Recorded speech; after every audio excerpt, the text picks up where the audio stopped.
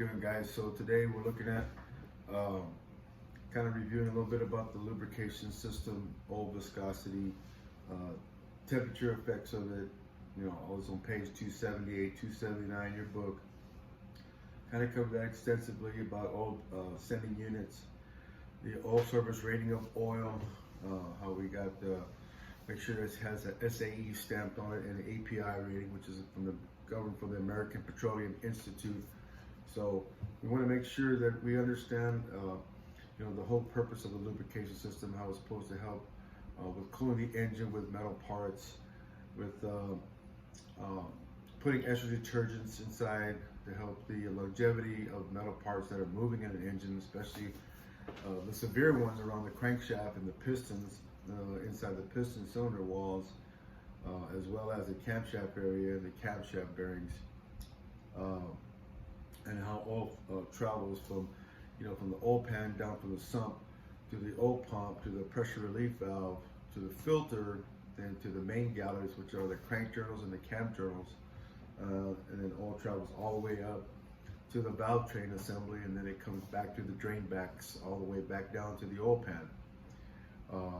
You'll be required to know the flow of the way oil travels, which we just indicated again. And on the next video, I'll do a review of your Lab 1 assessment that you'll be doing this weekend. Excuse me. Oil pump locations, again, you know, page 280. You know, we talked about two different ways that the oil pump can be located at. You know, through the bottom part of the engine area, held in by usually like 2 bolts. And then, of course, the other one, which is going to be the gear-driven one. The other one, which is a rotor vane-driven, we see that on timing chain covers.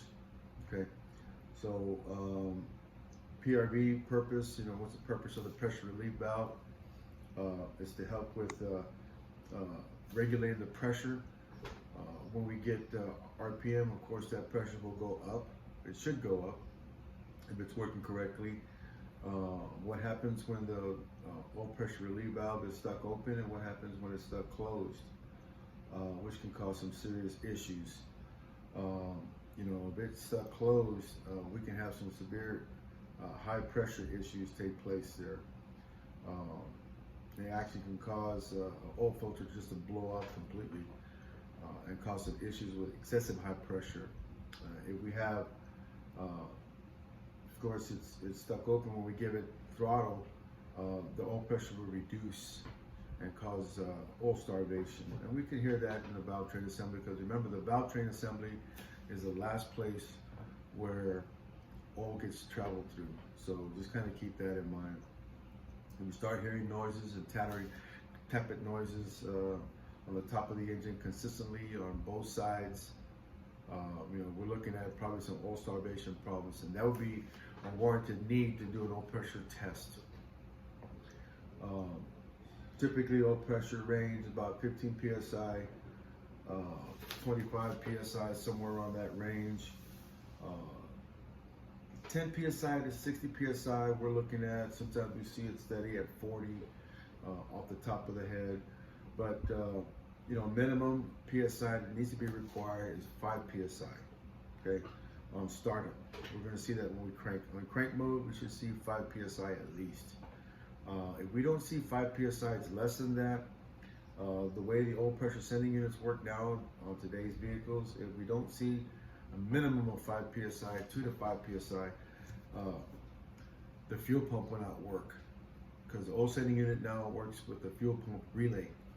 So if we don't see that minimum psi of between 2 to 5, typically 5,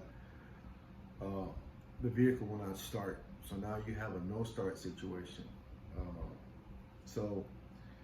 And also when we do the oil pressure test, as I demoed it on our Saturn, we saw that at startup we had it about 60 at about 1,000 RPM, and then when I increased it to another, you know, 1,000 RPM, we saw it go up to about 70, 72. If it was at 60, it's going to be 70, excuse me. So for every 1,000 RPMs that we get and achieve we're going to increase that oil pressure to 10 psi, just to kind of let you know that that's what should be taking place. And that's when our pressure relief valve is working for us when that takes place there. So this kind of concludes the lubrication aspect on chapter 13. In the next video, we're going to look at doing a review for a module 1 lab assessment that you will be taking this weekend. Okay, so you guys take care and be safe out there.